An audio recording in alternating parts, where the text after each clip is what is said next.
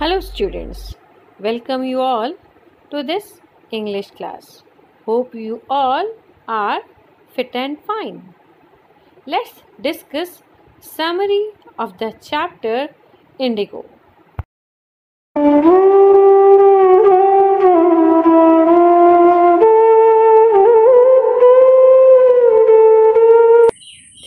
In the year 1942, Louis Fisher, an American journalist, came to Gandhi's ashram in Sevagram to interview him for writing the biography of Mahatma Gandhi. Gandhi told him why he urged the departure of the British from India. In the Lucknow Convention of Indian National Congress in 1916, a poor, emaciated peasant approached Gandhi.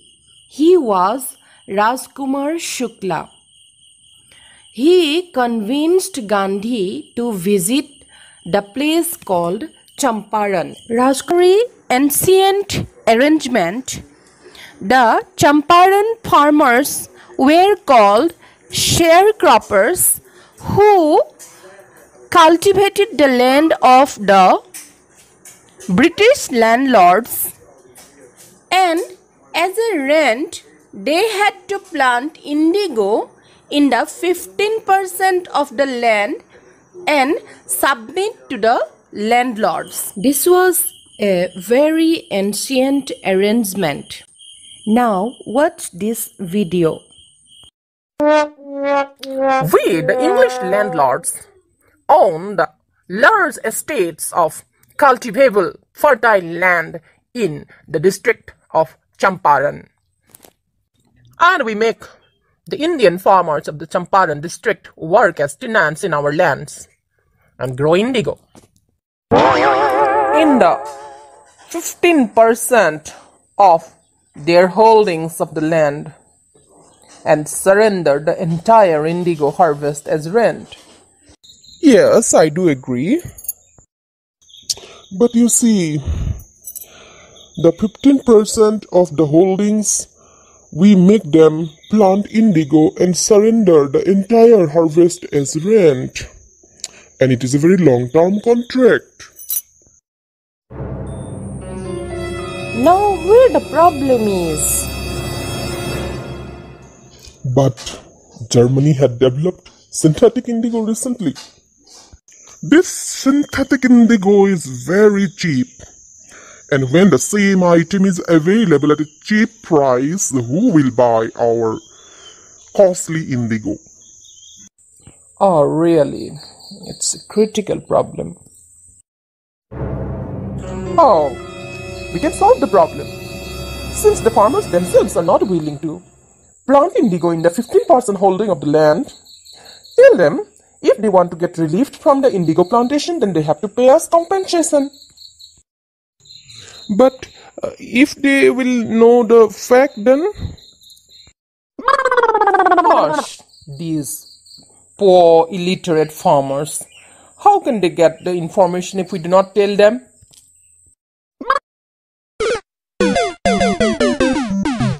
Hey you Indian farmers, if you do not want to cultivate indigo, then you have to pay compensation for being released from the 15% arrangement. The indigo cultivation is very troublesome. It is better if we pay the compensation and get relieved from indigo cultivation. Yes.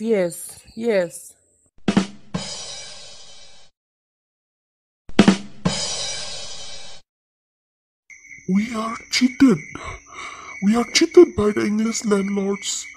They did not relieve us from indigo cultivation because we wanted.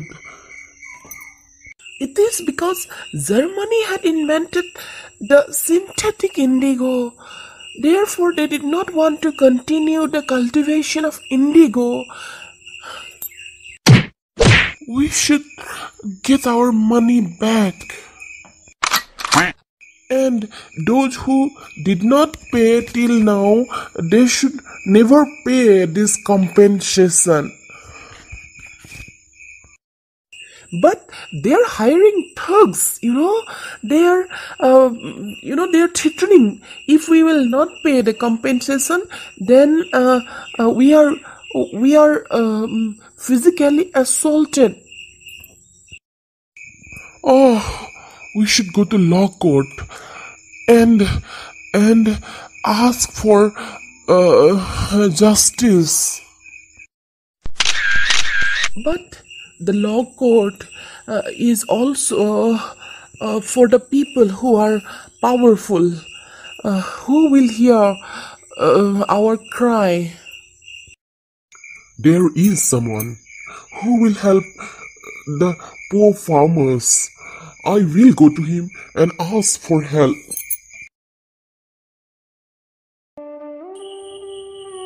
Rajkumar Shukla went to the Lucknow convention to meet Gandhi and pleaded him to come to Champaran. Gandhiji went to Kanpur, presently Kanpur. Rajkumar Shukla followed him. At last, Gandhi was impressed by Rajkumar Shukla's tenacity. Tenacity means firmness or resoluteness. Gandhi fixed a date for visiting Calcutta and told Shukla to receive him from Calcutta railway station. Gandhi finished his works in Shantiniketan of Rabindranath Tagore and boarded the train to Patna with Rajkumar Shukla. In Patna, Gandhi was led by Rajkumar Shukla to the house of a lawyer named Rajendra Prasad, who later on became the president of the Congress Party and of India. Rajendra Prasad was out of town, but the servants knew Shukla as a poor yeoman who pestered their master to help the Indigo sharecroppers. So they let him stay on the grounds with his companion Gandhi, whom they took to be another peasant. But Gandhi was not permitted to draw water from the well, lest some drops from his bucket pollute the entire source. How did they know that he was not an untouchable? This shows the greatness of Gandhiji.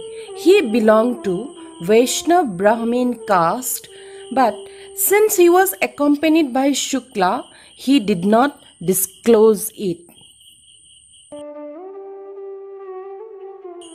Then Gandhi went to Muzaffarpur, which was en route to Champaran. It means that they had to go to Champaran via Muzaffarpur. He was received at the railway station by Professor Malkani and Professor J.B. Kripalini, along with their students. Gandhi inquired the matter in detail from J.B. Kripalini and others. The farmers came to meet Gandhi in Muzaffarpur. Later on, Gandhi mentions that it was very extraordinary that in a small town like Muzaffarpur, the government employees were giving shelter to a man who was fighting against the government. The lawyers also met Gandhi. Gandhi scolded the lawyers for taking large amount as fee for fighting the cases in the court. He decided not to fight the cases in the law court. He said, "I have come to the conclusion that we should stop going to law courts. Taking such cases to the court does little good. Where the peasants are so crushed and fear-stricken, law courts are useless.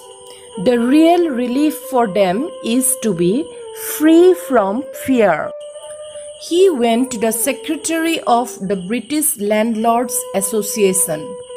The secretary told him that they would not give any information to an outsider. Then Gandhi went to the British official commissioner.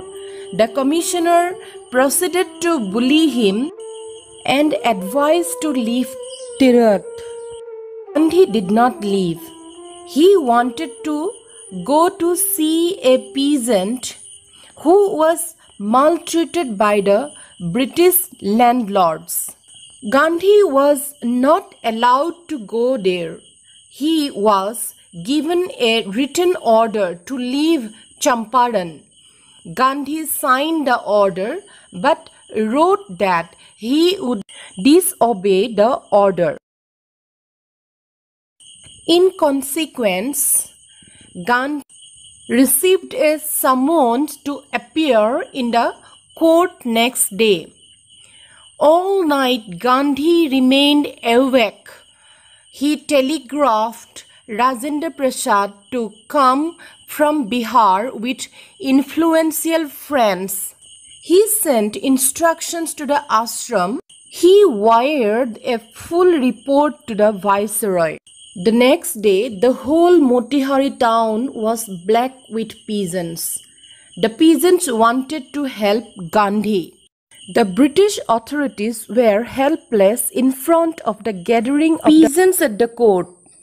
Gandhi wanted that the court case should not be delayed.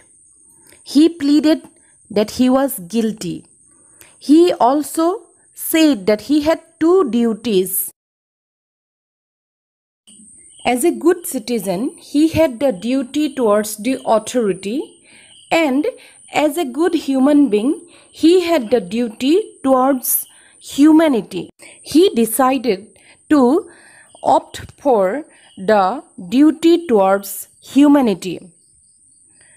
The duty towards authority demanded Gandhi to leave Champaran, whereas the duty towards humanity wanted Gandhi to help the sharecroppers of the Champaran district.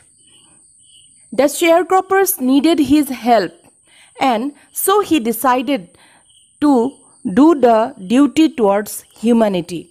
The judge announced that the court cannot pronounce the verdict on that day.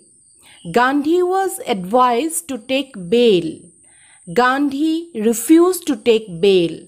Later, Gandhi received a written communication that the case against him was dropped. Later, when Gandhi's lawyer friends arrived, they withdrew to consult Gandhi when Gandhi asked what would have happened to the sharecroppers if Gandhi had gone to jail. Rajendra Prasad writes in his diary that lawyer friends realized that they must fight against the injustice to the sharecroppers with Gandhi, and they said that they are ready to fight against the injustice to the sharecroppers. Gandhi said that if they fight together for the sharecroppers of Champaran, they can surely win the battle.